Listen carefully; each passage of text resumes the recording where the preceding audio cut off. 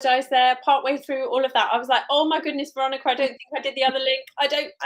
There were 2 videos. I hope that you found your way to both of them there. If not, they're both still on my YouTube, and I'll leave them there so you can go back and visit them. But we have just had our next installment of the Crochet with, no, how do I say it? Crochet Garments with Confidence Summit.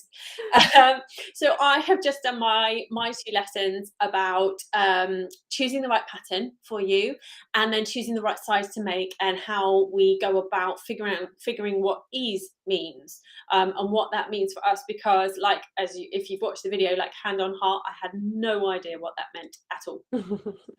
I didn't know that why would you think that? Like, when you make a garment, like, it could be much bigger than you, it could be smaller than you, and it's intended to be that way, and that changes the fit of it. Like, I didn't understand that at all. So if someone would have sat me down and explained it, I would not have failed at the beginning of my crochet garment making career. So hopefully that has helped everyone. So people are starting to come on in, so jump on in if you've got any questions. Even if you haven't got any questions, come say hi. The lovely Veronica, we've changed, as you probably see. We've got a challenge to change crochet sweaters each live. I don't know if we'll manage it all. Do you know, I feel like some kind of a superstar at the concert, like, right, quick outfit change, come on, put something else on. Brilliant. But yeah, we're so glad that so many people are joining us already. Who are Susie. Oh, Susie, you're so kind. You too. And you, and you. Stop it. Thank you very much. Stop it. Thank you. Good morning again from Montana. Snowy. We got so many people, as I said in the last one, joining in snowy places. What's that all about? Yeah. But it stopped raining here. My weather report is stopped raining here. We're good. Yeah. Good. I can hear the wind whistling through the chimney though. We get our at the bottom of the chimney, it's all whistling at me. So yeah, cool. So if anyone doesn't know what we're doing, we are doing our summit this weekend. If you ping on this, scan this thing underneath us here, and I'll put the link in the thing. So we're having videos every hour basically, and then this live question and answer session that we are in now. So if you have questions about the video that you've just seen of mine, or any general questions about garment making, then let us know. Absolutely, yeah, we're here to answer any questions, or just say hello if you're watching. We're so glad for people to be joining us and watching the lessons.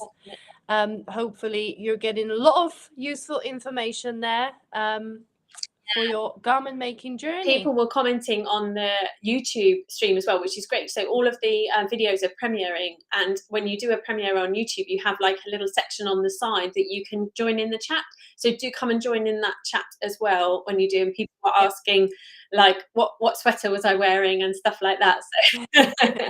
So it's beautiful. That pink sweater is beautiful. It suits you really well. So I don't really wear light pink very much, but everyone always says, oh, it looks really nice on you, so maybe I should. It does. It really does. Yeah. But yeah, so if you didn't catch our last live, things to say is, and I think it's up in this corner, there's a little bit here with the We Crochet giveaway. We Crochet have given us very kindly a $40 gift voucher. I need to go back and find the link for it to put in the chat. Where's that gone? I will find it. A $40 gift voucher to give to someone. I found it. We got the form link. That's it. So you just need to fill out that form, pop your email address on there, and we will draw the winner on Tuesday. So you've got plenty of time to submit your details, your email address, to be in with the chance to win the $40 gift card from the fabulous guys from We Crochet. And I can see a lot of questions popping up already, Hannah. Right. So let's go. Right, you read them out to me and I'll answer. Right. Can you talk a little bit about garments making for plus size makers? Most patterns tell you to choose a size by your bust, but for me, my smallest part is my bust and largest is my waist and hips. So like, it doesn't matter where you are on the spectrum of sizes.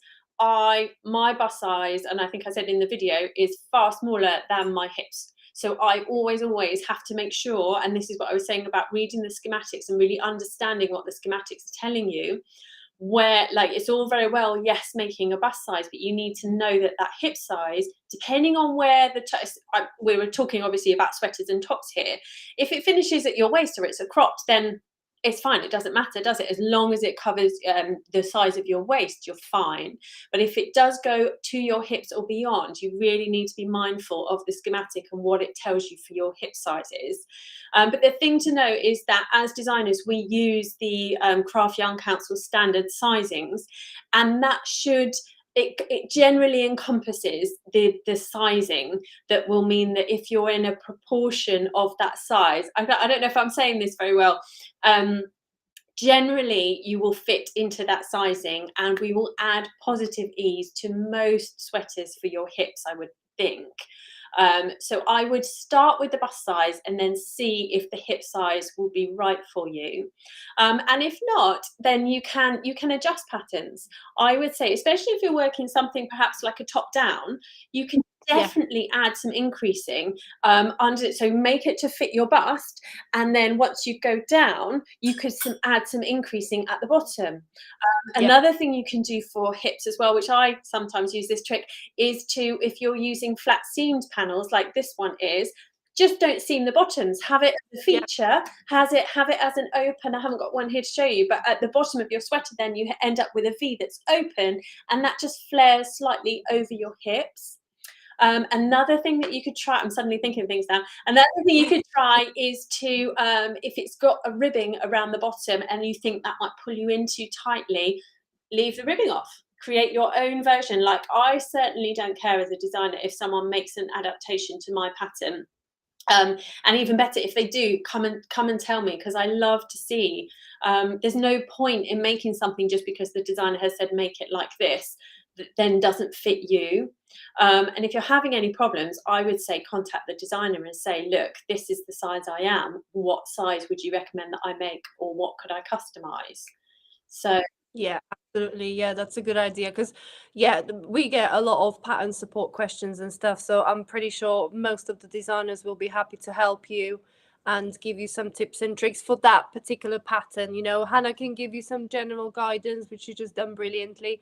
But it really boils down to which pattern you choose and what could be done. You know, if you say working in rounds, there is, you split the round of your main body into equal parts, and then just try to increase in equal intervals throughout the round, so it flares out at the bottom a little bit more and sits on your hips a bit better. So yeah, some great tips there, Hannah. thank you.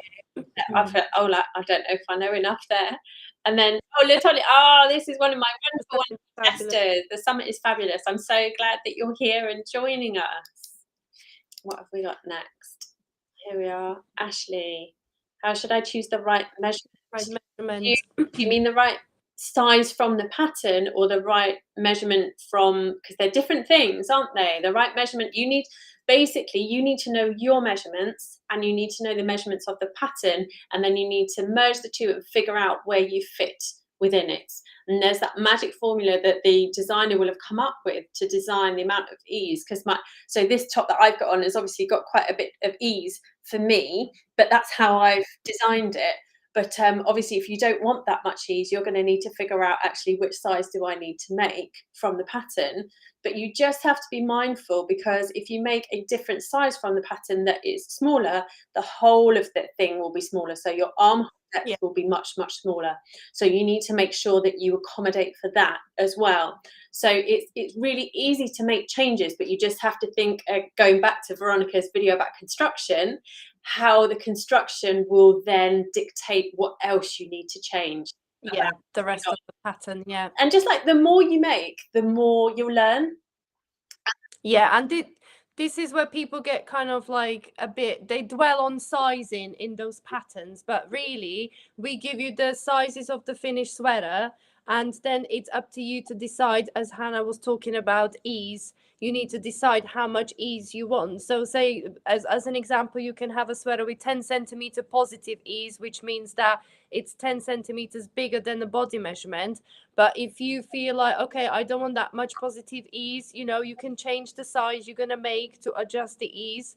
And yeah, vice versa. So, or if you don't want ease at all, if you want the sweater to fit you really tight to your body, you can then choose the size that corresponds with your bust measurement to really make a fitted sweater. So yeah, people get really hung up on this, on the sizing, and they feel like, well, I'm a medium, so I have to make the medium in a pattern. But that's the great thing about making your own clothing, that you don't actually have to stick to the medium size. If you want more positive ease, make the large. If you want less, make the small size, and really adjust it to your size. Definitely.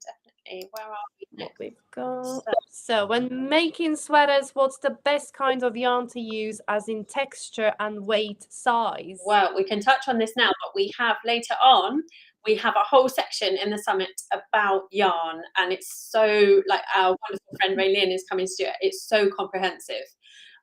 Yeah. It's there. I feel like there's just almost too much choice now, isn't there? Like when I first ago, I don't feel like there was anywhere near the amount of yarn choice as there is Yeah. now. So yeah, I think it can feel really overwhelming, but there are lots of resources out there, and Raylene will share them. But I think the yarn weight is completely down to personal preference. Yeah. Like this is DK weight. What, I don't know what you're wearing, Hannah. sport weight, this one. Sport weight. So yes, you can see both of our sweaters fit us nicely.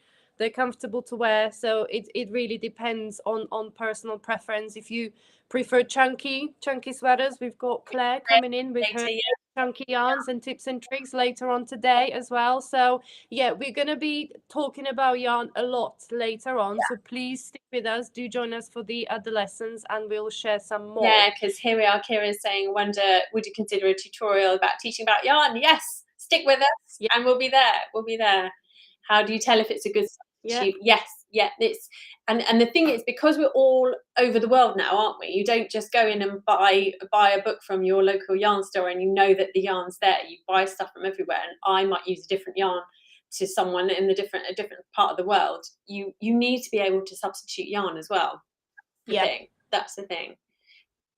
Yeah, saying, I would greatly appreciate a way to decipher by feel what yarn. Yeah, and I must admit though, I don't know about you, Veronica, but I rarely go into yarn shops and actually physically feel yarn that I use anymore.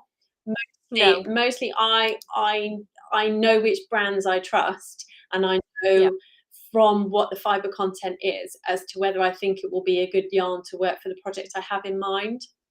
Yeah, and that absolutely comes with experience and just trying different things. You know, even if you don't commit to making a sweater, but just try different fibers, different weights, and see what feels comfortable, what you can imagine yourself wearing, what feels great on your hook, and that will personal experience, and you know, personally trying the yarn is probably the best thing you can do, because you know, you can have 100 people to tell you that this yarn is perfect, but if you don't personally like it, then it's no point, is it? Exactly. What is you just like a bigger armhole but not a larger size? Oh, okay, so you want this width here, but you want a bigger armhole depth. So she says, yanking on her very beautiful yarn here.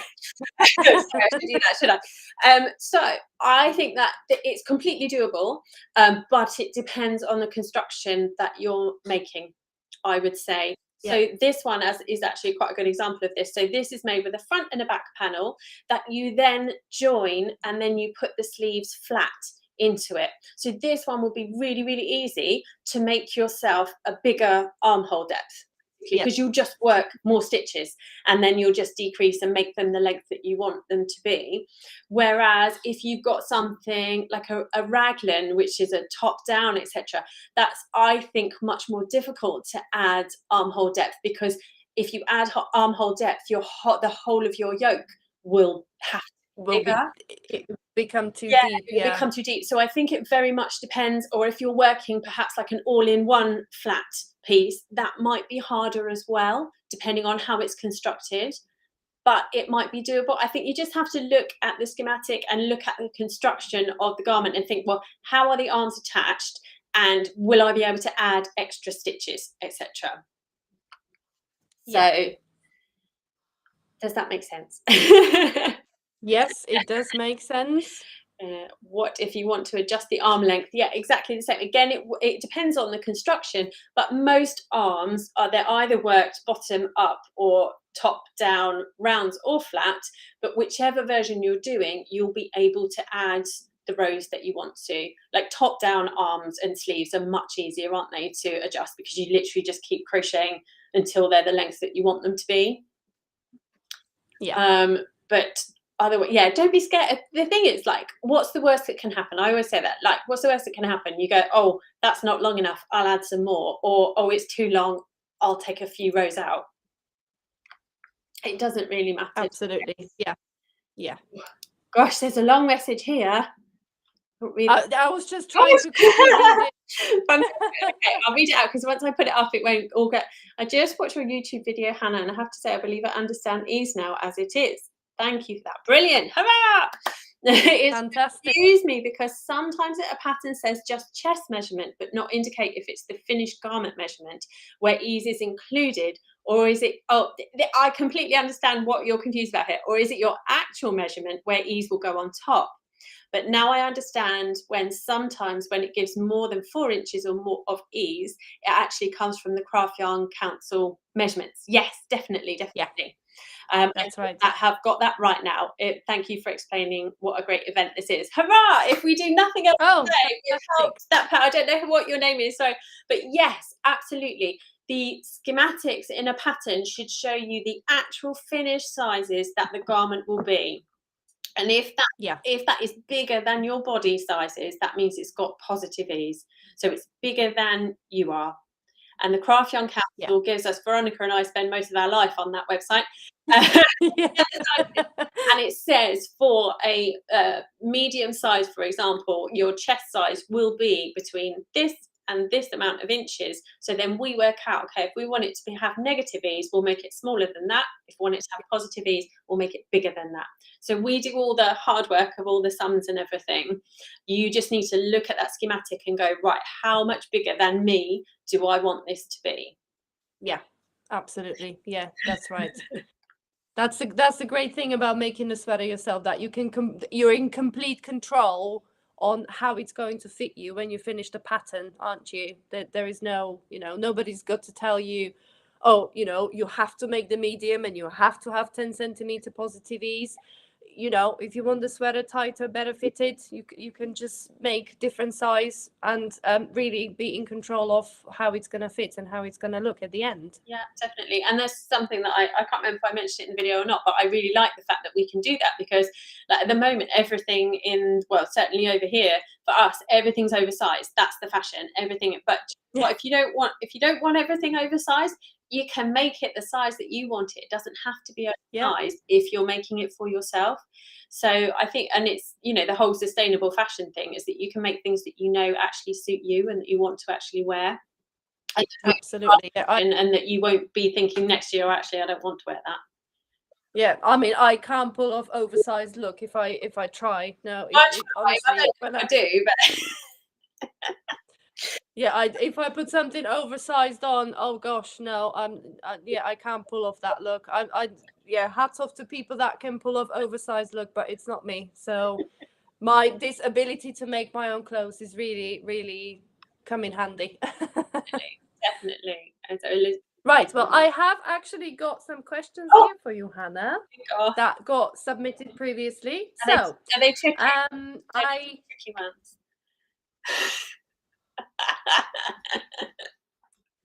So I had a lot of people saying they struggle to find patterns they like. So where would you recommend looking for patterns, for garment patterns? I would say, so garment patterns, you've got loads of really good resources, haven't you? It depends whether if you're shopping for patterns, I would say go to Ravelry, and I would say go to Etsy, because they both have really good search engines that you can literally type in, and you can look in like the Hot Right Now section on Ravelry, can't you? And you can put it down to garments.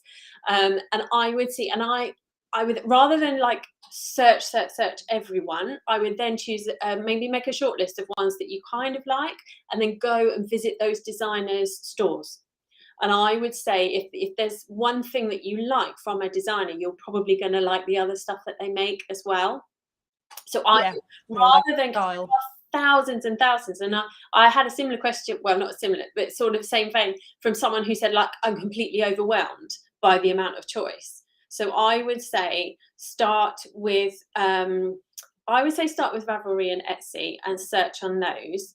But the other options you can use are like Pinterest, and you can use Instagram if you do that, if you use either of those platforms. But the only thing with those is that you do sometimes get people sneaking in with like unreliable sources. So then when you click away to go to what you think is going to be the pattern, it might not necessarily end up being there.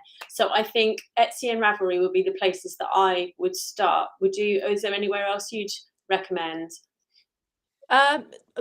If you, obviously we've got crochet bloggers as well sharing lots of free patterns on their website. So like Hannah said, if if you've got a few names of the designers that you really, really like, you can go onto their blogs, go onto their websites. A lot of the times they share some patterns on there. And this is even great for looking into the pattern writing styles. Yes. Before you maybe commit to purchasing the PDF pattern. You can maybe check out the way the pattern is written, maybe, abbreviations and everything else. So yeah, I think designers' blogs are really, really useful resources as well, aren't they? Yeah, definitely. And lots of, like, Veronica and I, we also do like tutorials on our blogs and things like that. We have more than just the patterns on our blogs, so that's a really good thing to look at as well. Yeah, you got everything in one place, don't you? Because we link to the tutorials as well. But yeah, Ravelry is great because you've got loads of filters there. You can filter down to the weights of the yarn, how much yarn you actually have got maybe in your stash. So yeah, it's a great resource to go and look for some patterns and find inspiration. Yeah. Right, I've got another one. I struggle to work out the sizing. Patterns come in inches and centimeters with X amount of positive or negative ease. Why can't they come in recognizable sizing, i.e. size 8, 10, 12, etc.? Very good question, I would say. But, well, a simple answer to that one is that we, over the world, don't use the same sizing, do we? We, like, in the States or in the UK or all around the world, we use different. So what we in the UK would have as a size 10, people in the US, that's not the same size, is it? No. It's not the same size. So it's a way to standardize it worldwide. So most patterns, and that's why we go with the Craft Yarn Council, you can go from size extra small through to 5X, which I think covers like a 28-inch chest to 62, something like that, isn't it? It's quite a wide scale. And yeah, if I may add, like, for example, my Evelyn sweater, which I wore yesterday in one of the lives, it's got a really pretty lace stitch pattern repeat. And because the lace pattern repeats over some of like 14 stitches, it's quite tricky to stick to that size. So that sweater actually goes by measurements. So it's not actually, I can classify it by the standard sort of 8, 10, 12 size, because 14 stitches actually overruns the sizes. So that's why it's sometimes tricky to pin down the real clothing size, as you would see in shops when it comes to handmade garments, doesn't it? It's not as easy sometimes. Right, and I've got one more. I just can't seem to decide on a pattern that's suitable for my skill level. Oh, now that's I feel like a bit of a controversial, or my answer might be controversial, because I think, like most of us as designers, there's a standardized skill level that we get, and it's all to do with the type of stitches that are used, the type of techniques, the construction, all that kind of stuff. And if you tick these boxes, then it becomes easy, beginner or easy, intermediate or advanced. But I'm going to controversially say that if you are a beginner, you can definitely make something that's intermediate, because if you apply yourself and you put the effort into learning how to do it, But by the same token, someone who is very, very experienced might find a beginner pattern actually quite challenging because it just might have something in it that you've not experienced before. Yep. So I honestly, I do put skill levels on my patterns, but I would always tell people to take them with a pinch of salt. I always think that, do you know what? The best thing you can do is go and look at that designer, see if perhaps they've got a video tutorial that goes with it, see if they offer pattern support, see if they've got like a community support group on Facebook. See Yep. if there is support there that's going to mean that, do you know what? Even if it is a bit tricky, I can go and ask a question. If there's Yeah. somewhere for you to get support to learn how to do these things, then that's going to be far more valuable and you will achieve it than if it's literally just a pattern and there's no trace of that designer anywhere else. I think that's a trickier situation. And yes, then I would definitely think, oh, if it's intermediate, then maybe not, it's not the pattern for me. Yeah, absolutely. It's very subjective, isn't it? A skill level, because we all have different sets of skills that we have tried before. So yeah, it's very subjective. And as I said after my construction video, if you feel like it, if you feel confident, and if you think I can do this, don't be put off by the fact that the pattern says, oh, this is intermediate pattern yet. Don't be put off. Just pick up your yarn and your hook, give it a go. And I'm just looking at the clock, Hannah. You seen it? I was like, ah! There are lots of comments saying about We Crochet has got plenty of patterns, absolutely. Yep. And someone uses, Susie uses the library to go and look through magazines and books. That's an amazing idea. Brilliant, brilliant idea. And video tutorials staying alongside a well-written pattern. Oh my gosh, lots of people comment. We'll keep going. Try out smaller items like hats and scarves. That's a brilliant idea as well, to know the design, to know the stitches. Pamela is saying there are lots of tops that are sleeveless or have cap sleeves with bigger upper arms that you want to hide. Is it possible to add sleeves? Definitely, definitely. Yeah. Have a look at the construction. If it doesn't make sense to you as to how to add the sleeves, then go and ask the designer. Ask them. Yeah, absolutely. Never mind people coming and saying, do you know what, if I could make these sleeves a bit longer, how do I go about it? This might work. I mean, you know, like a sleeveless top, I'm assuming, you know, the armhole's already created, so you can just join the yarn at the bottom of your armhole and just keep going round the opening to create maybe short sleeve, 3/4 sleeve, you know, whatever you want to. No options. Right. You need to pop back. Go back on the. I think so, yeah. Go back to this because I've just had a notification to say that Hortense's video has just started. So pop over and learn about blocking, and then we'll see you back here as soon as it's done. Absolutely, yeah. Go and learn all there is to know about blocking, and we'll see you in about half an hour. Yeah. Bye.